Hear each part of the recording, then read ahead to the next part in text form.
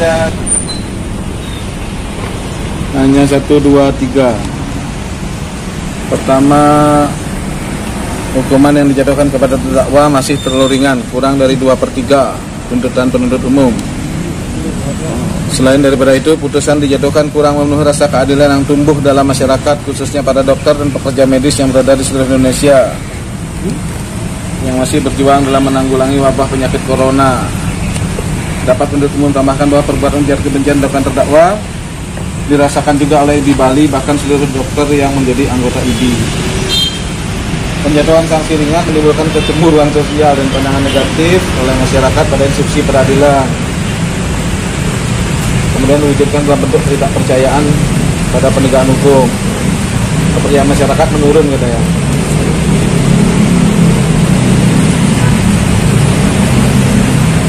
Begitu kurang lebih. Aman, tapi 7 halaman copy paste. Hanya 1 halaman analisis. 1, 2, 3. Ini saja yang analisis jadi jaksa. Jadi kami akan membuat kontra memori bandingnya. Ada 3 alasan dari jaksa. Ini akan segera. Ini sih kami buat dalam setengah jam.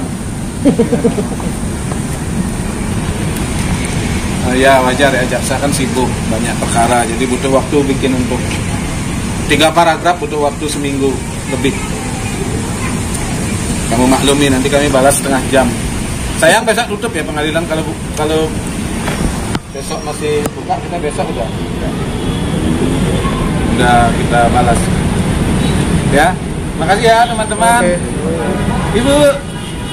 Kurang lebih begitu. Kami memberikan informasi tambahan kepada majelis hakim banding.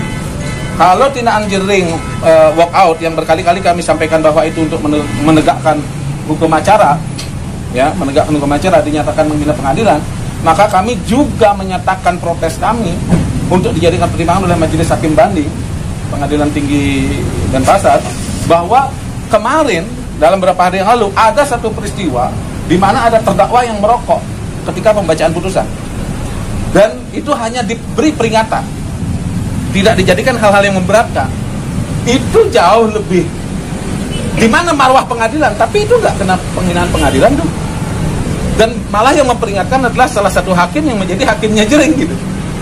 Ini akan adalah disparitas. Jadi dari seluruh rangkaian itu kami melihat memang ada satu framing dari pengadilan, dari majelis hakim yang memang ingin menghukum jering, walaupun hukumannya lebih ringan ya dari tuntutan jauh ya, itu kami apresiasi, tapi ada framing untuk menghukum dia.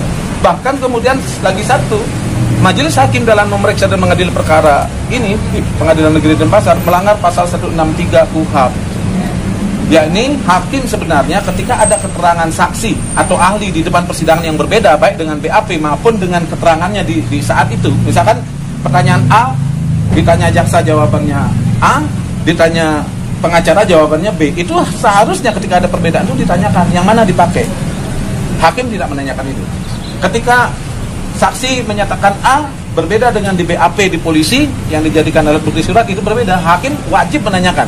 Itu bunyi pasal amanat dari pasal 163 KUHP, dan hakim tidak melakukan itu. Itu pelanggaran juga, pelanggaran KUHP yang kemudian apa? Dampaknya adalah dalam satu materi yang ditanyakan dalam keterangan yang berbeda, akhirnya hakim mengambil mana yang menguntungkan itu yang dipakai, mana yang memberatkan jering itu yang dipakai, mana yang meringankan jering dibuang, bahkan tidak dimasukkan di berita acara. Kurang lebih begitu kawan-kawan penjelasannya gitu.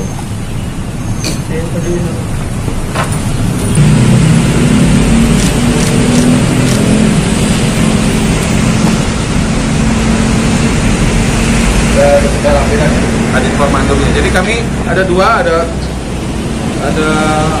memori bandingnya dan ada informatornya. Makasih kawan-kawan.